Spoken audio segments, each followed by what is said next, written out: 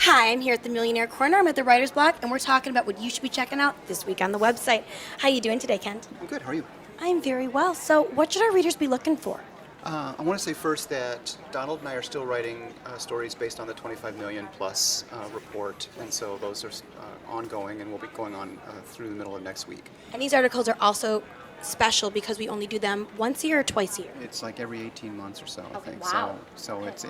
it's like an every 2 year thing, but it's done on an 18-month basis. Right.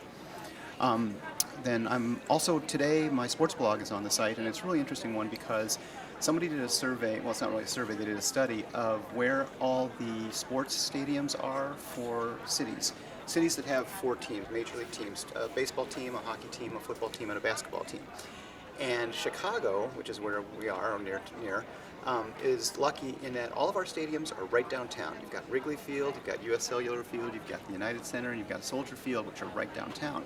Philadelphia is very similar. All of their stadiums are in one location, and I pose the idea that that makes them for a better city, as opposed to, say, Phoenix, which has got their hockey stadium and their football stadium in Glendale, which I once took a cab ride from downtown Phoenix to Glendale, and I'm still in the cab. It's really a long way away. And other cities are real similar in that regard, that they have one, what I call an outlying stadium. So the blog basically states that Chicago and Philadelphia are better because our stadiums are right downtown. All right. Then I also have a story that's on the site already today about how much hackers get for the information that they steal. And our personal information, not including Social Security, but your address, your name, your birth date, that sort of thing, is selling for about $1 a piece. But when they steal 100,000 names at a time, they can make their money that way.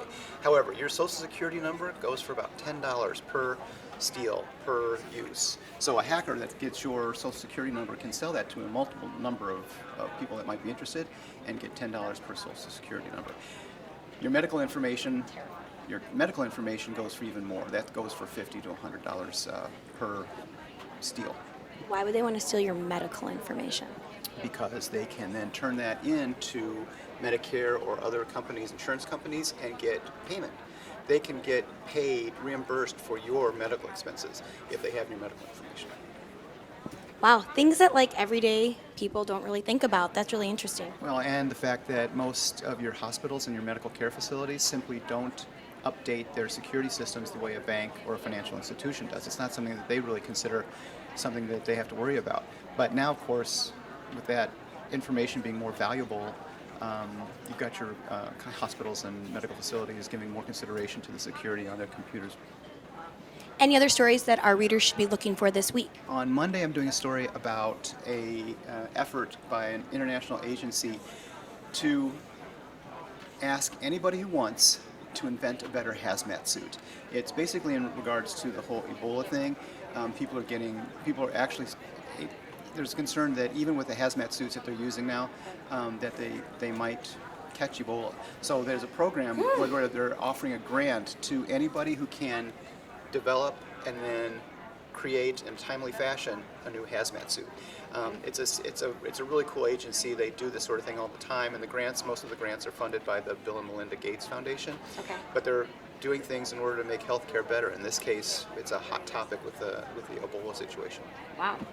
That is going to be a very interesting story, and I hope they do come up with, a hazmat suit so that the caregivers are not going to get sick. That would be a really great solution. So these are going to be some great stories, everyone. So you're going to want to stop by this week and this coming up week to check out all these stories and more. I'm Heather Kiley. Thanks so much for stopping by.